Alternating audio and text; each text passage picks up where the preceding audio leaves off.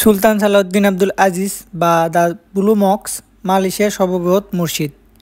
1974 সালে মালয়েশিয়ার এই অঞ্চলটিকে শিলিঙ্গ রাজ্য হিসেবে ঘোষণা করা হয়। তখন সুলতান এই মসজিদটি নির্মাণের অনুমতি দেয়।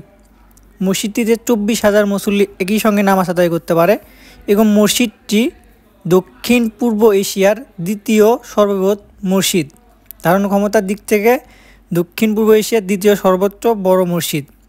মসজিদটির চারপাশে রয়েছে অনেক বড় বড় 4টি মিনার, যে মিনারগুলো একসময় পৃথিবীর সবচেয়ে উঁচু এবং বড় মিনার ছিল। তবে ইন্দোনেশিয়ায় ইস্তিকলাল মসজিদ নির্মাণের পরে এটি কিন্তু আর পৃথিবীর সর্ববৃহৎ বা উঁচু মিনার নেই।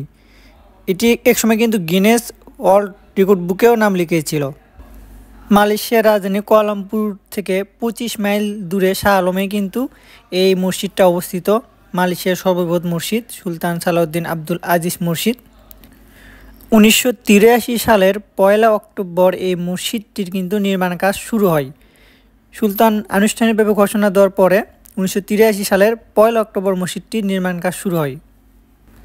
মোটামুটি 4 বছরের কাছাকাছি লেগেছিল এই মসজিদটা নির্মাণ করতে এবং নির্মাণ শেষ হয়েছিল 1987 সালের 15 আগস্ট।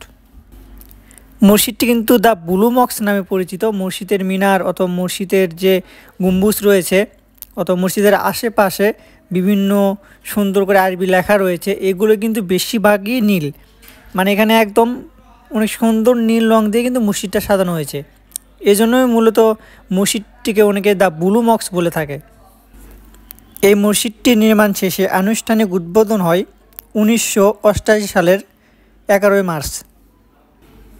মসজিদের চারপাশে যে 4টি মিনার রয়েছে সেই মিনারের উচ্চতা সমতুল থেকে 460 ফুট এবং পৃথিবীর সবচেয়ে উঁচু মিনার হিসেবে কিন্তু গিনেস ওয়ার্ল্ড রেকর্ড বুকে 1993 সালে নাম লিখিয়েছিল।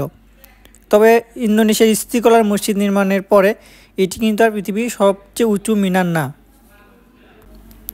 এই মসজিদের চারিপাশে 14 একর জায়গা জুড়ে একটি ইসলামিক গার্ডেন রয়েছে, যাকে ইসলামিক আর্টস গার্ডেন বলা হয়। বলা হয়েছে কোরআনে বর্ণিত হাদিকাতুল ফিরদাউস তথা জান্নাতি উদ্যানের কাল্পনিক ল্যান্ডস্কেপ বাগান। মসজিদের কাছে অনেক সুন্দর একটি লেকও রয়েছে। ইসলামিক আর্ট গার্ডেনে 9টি গ্যালারি রয়েছে। এই মসজিদের গ্রাউন্ড ফ্লোরে রয়েছে পরিচালকের অফিস, সম্মেলন কেন্দ্র, গ্রন্থাগার, অভ্যর্থনা ও সেমিনার হল। নির্মিত এই মসজিদটির প্রথম তলায় নামাজ আদায় হয়। তবে জুম্মার দিন অথবা ঈদের দিন মুসল্লির সংখ্যা অনেক বেশি হওয়ার কারণে প্রথম তলা এবং দ্বিতীয় তলা সব জায়গায় কিন্তু মুসল্লিরা নামাজ আদায় করে এবং 24,000 লোক ধারণ ক্ষমতা সম্পূর্ণ এই মসজিদটি। নামাজ আদায় করার ফ্লোরটি মূলত 2 স্তর বিশিষ্ট।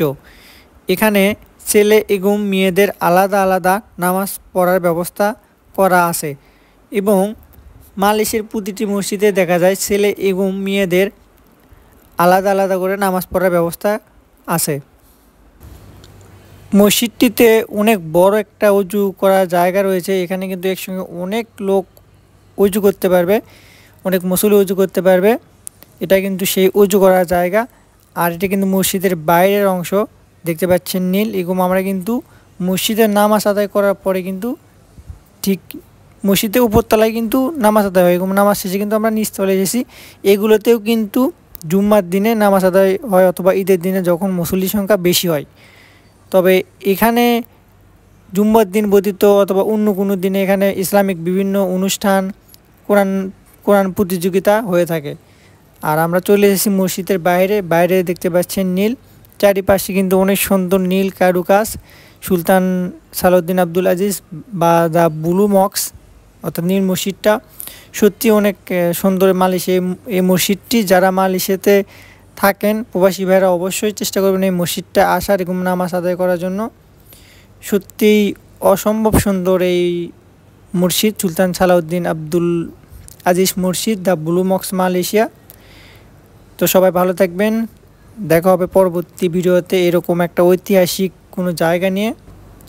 সত্যি অসম্ভব সুন্দর এই মসজিদটা, মালয়েশিয়ার সর্ববৃহত্তম দক্ষিণ পূর্ব এশিয়ার দ্বিতীয় বড় মসজিদটি।